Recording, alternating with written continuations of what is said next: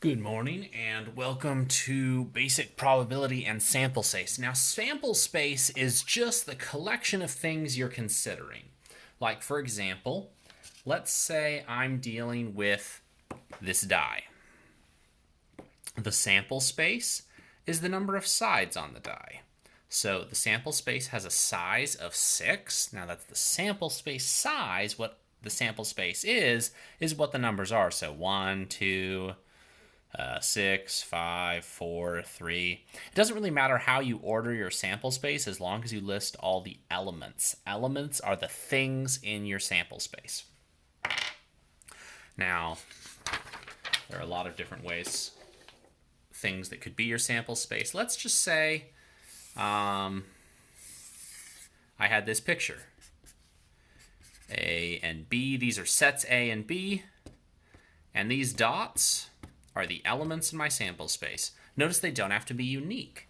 So if we look at our sample space, I have 1, 2, 3, 4, 5, 6, 7, 8, 9, 10, 11 things in my sample space.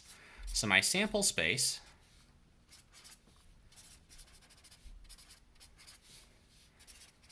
size is 11. Now let's talk about probability. Your probability is your chances of something happening. And we're going to be talking primarily about theoretical probability. So what are the chances, if I pick any random element, that it's a element inside A? The way I would write that is probability of A. Well, how many elements are inside A? I see 1, 2, 3. Okay. So 3 out of how many? Well, we said that there were 11 in our sample space. So our probability of A is 3 out of 11. Now, the other thing that we need to consider is the probability that we pick something outside of A. Now, when I say outside of A, I don't necessarily just mean the things in B. I could be talking about these things that aren't part of A or B. Now, we write that one of two ways. We either write that probability of A complement, where we write a little c up here, or we say the probability of not A. Those mean the same thing. Now, there are 3 inside A. There are 1, 2, 3, 4, 5, 6, 7, 8 elements outside of A. So the probability of not A, or probability of A complement, is 8 out of 11.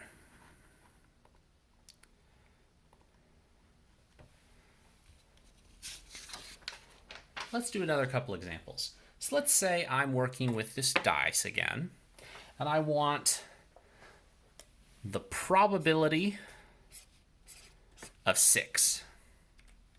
What is the probability of 6? I mean, I could try and roll it and think, okay, how many times do I need to roll it before I get 6? And that would be experimental probability, but we're still talking theoretical for now. So how many sides of this die have a 6 on them? Looks like just 1. Out of how many sides? 6. So the probability of 6 is 1 out of 6.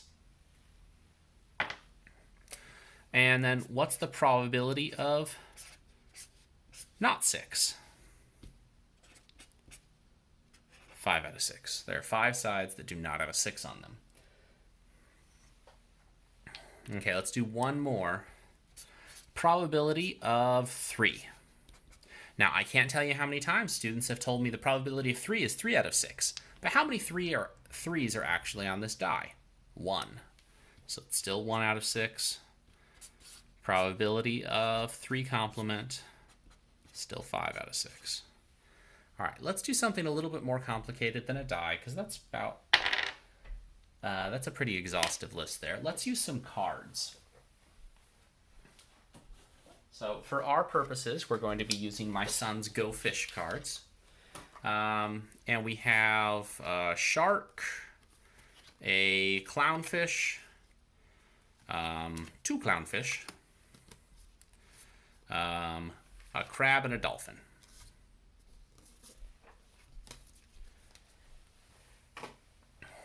So let's consider this our sample space. Now, if I was to randomly select one of these cards What are the chances of picking a clownfish? Well, how many of them are clownfish? We have 1, 2 clownfish out of how many cards? 1, 2, 3, 4, 5. So the chances of clownfish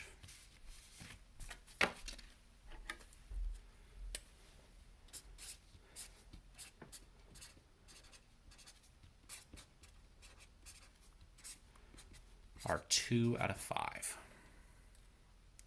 And just for the sake of thoroughness,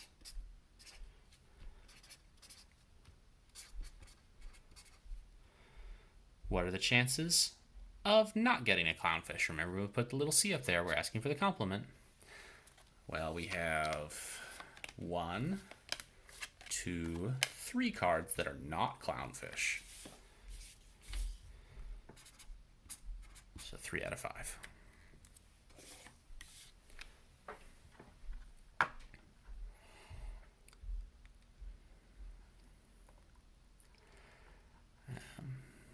And this is basic probability.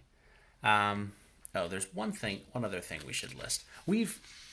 I've spoken the sample space, but it might be helpful to write it out. Let's just write down 2 sample spaces.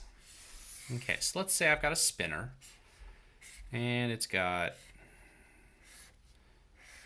doesn't matter if these are equal or not equal. And this isn't a fair spinner, so we wouldn't actually be asking you to do any probability work with it, but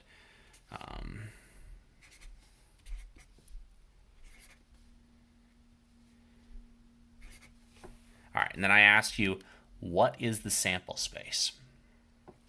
Okay, so the sample space is, remember, I just asked what's the sample space, not what's the sample space size. There's a distinction there. So the sample space here is 1, 2, 5, 8.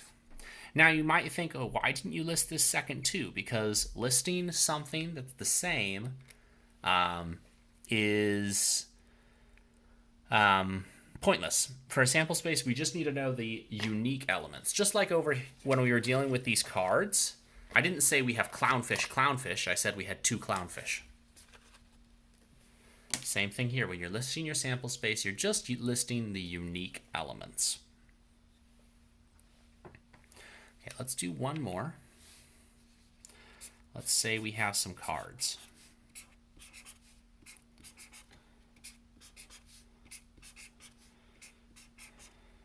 I guess I could have used the card that we were just using, but whatever.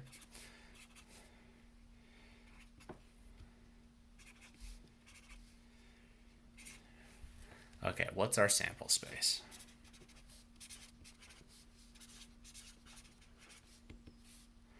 One, 2, 3, 5, 0. Now, you might be thinking to yourself, hey, why didn't you list the 0 first? 0 is the smallest number there. Because order doesn't matter. Now, could I list the 0 first? Sure. Could I have listed the 5 first? Sure. Order doesn't matter when you're listing your sample space. You're just making a list of all the things that are inside your sample space. Okay, that's today's video. Good luck.